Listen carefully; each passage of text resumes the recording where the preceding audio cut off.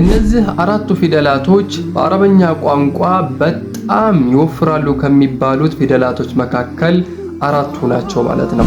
እዚህ ቦታ ላይ አንድ ጥያቄ ይነሳል።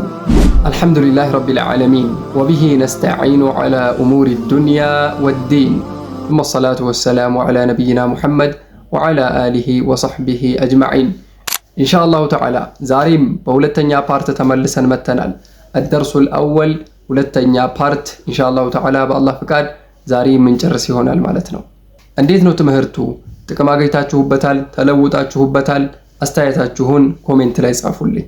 እናም በውስጥ መስመር ተመዝግባችሁና ቂራአታችሁን ማሻሻል ከፈለጋችሁ ይህንን ስልክ ቁጥር ተጠቅማችሁ በኢሞ፣ በዋትስአፕ፣ በቴሌግራም እየደወላችሁ አልሂዳያ ቁርአን ማዕከል መመዝገብ እፈልጋለሁ እያላችሁ ቴክስት መላክ ብቻ ነው የሚጠበቅባችሁ። ኢንሻአላሁ ተዓላ ቁርአን በጣም ገር ነው።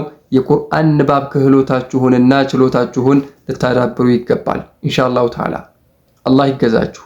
ታዲያ ዛሬም ባለፈው ካቆምንበት ቦታ ኢንሻአላሁ ተዓላ ዛሬ አደርሱል አወልን በሁለተኛ ፓርት የምንጨርስ ይሆናል ማለት ነው። እስከ መጨረሻው ድረስ አብራችሁኝ ሁኑ። እኔ ስል እናንተ እየተከተላችሁኝ በሉ ኢንሻአላህ። ቢስሚላህ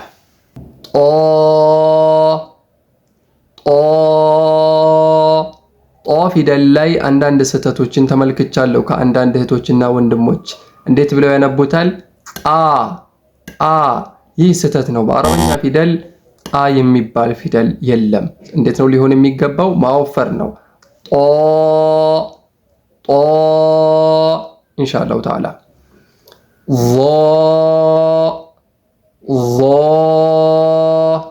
ዞ ፊደል ትንሽ ሊያስቸግር ይችላል። ዞ ፊደል ስናወጣ እንዴት መሰላችሁ የምናደርገው? ዞ ፊደል ይህን የምላሳችንን ጫፍ የተወሰነ ፓርቱን ከላይኛው ሁለቱ የፊት ለፊት ጥርሳችን ስር እናስጠጋዋለን፣ ምላሳችንን ማለት ነው። እንደዛ ካልሆነ ትክክለኛ መኽረጅ ሊወጣልን አይችልም። ለምሳሌ ዟ ብለን ብንቀራው ወፍሮልናል። ነገር ግን ትክክለኛ የሆነ ቦታው እሱ አይደለም። ትክክለኛ ቦታ ለማውጣት የግድ የፊት ለፊታችን ጥርሳችንና ምላሳችን ጫፍ ሊገናኝ ይገባል። አንዴ ላሳያችሁ፣ ከኔ ጋር ደግማችሁ በሉት። ምላሴን ተመልከቱ። እዚህ ጋር ጥርሴ ጋር ተገናኝቷል። እንደዛ አድርገን ነው የምናወጣው ሲወጣ ፊደሉ ማለት ነው። አንዴ እንበለው እስኪ አብረን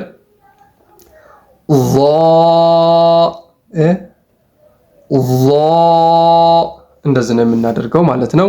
ኢንሻአላሁ ተዓላ ተለማመዱት። ዓይን ገይን ከሌሎቹ ፊደል በተለየ ልምምድ ይፈልጋሉ። ምክንያቱም የሚወፍሩ ፊደላቶች ናቸው። የሚወፍሩ ፊደላቶች ደግሞ በእኛ ቋንቋ ላይ ብዙ ስለማይኖሩ በጣም ተደሩ ማድረግ፣ መለማመድ፣ ኤክሰርሳይዝ ማድረግ ይፈልጋሉ። ጠንክሩ ኢንሻአላሁ ተዓላ።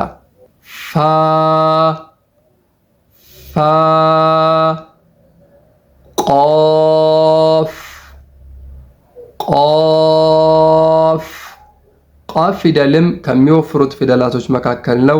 እሱም ማወፈር እንዳይረሳ። ካፍ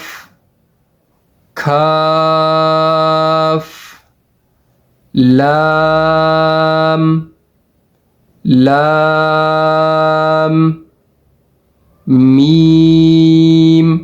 ሚም ፊደል ስናወጣ ሚም እንዳንል፣ ሚም አይባልም።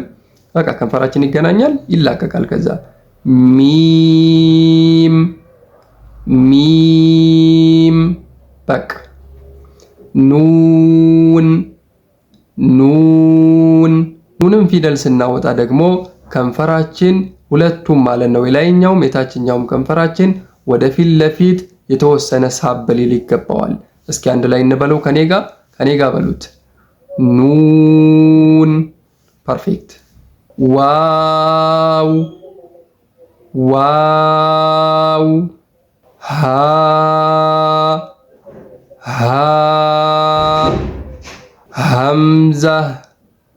ሐምዛ ያ እነዚህ ሁለቱ የመጨረሻዎቹ ፊደላቶች ሁለቱም ያ ናቸው። ያ ብለን ነው የምናነባቸው። እዚህ ቦታ ላይ አንድ ጥያቄ ይነሳል። ሁለት ተመሳሳይ ፊደል ለምን አንድ ቦታ ላይ መጻፍ አስፈለገ የሚል ጥያቄ ሊነሳ ይችላል። እነዚህን ሁለት ፊደላቶች አንድ ቦታ ላይ የተጻፉት ለምንድን ነው? ቅርጻቸው ይለያያል፣ አቀማመጣቸው ይለያያል። ስለዚህ ሌላ ቦታ ላይ ስታዩቸው እንዳትደናገሩ ለማለት ያክል እዚህ ቦታ ላይ ሁለቱን አስቀምጠውታል ማለት ነው። አንዱ ቢቀመጥም በቂ ነበር። ነገር ግን በቁርአን ውስጥ ስንገባ ወይንም ቃይዳ ውስጥ ገብተን ወደ ውስጥ ስንቀራ እነዚህን ያ ፊደል በሁለት መልኩ ተጽፎ እናገኘዋለን። እዛ ቦታ ላይ እኛ እንዳንደናገርና እንዳንወዛገብ ሁለቱን ፊደላቶች እዚሁ መጀመሪያ ቦታ ላይ አምጥቶ አስተምሮናል ማለት ነው። ኢንሻአላሁ ተዓላ የዛሬ ትምህርታችን እዚህ ላይ ይጠናቀቃል ማለት ነው። ያልገባችሁና የተጨለጨለባችሁ ነገር ካለ መጠየቅ ይቻላል ማለት ነው።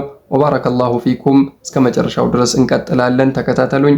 ወሰላሙ አለይኩም ወራህመቱላህ ወበረካቱሁ።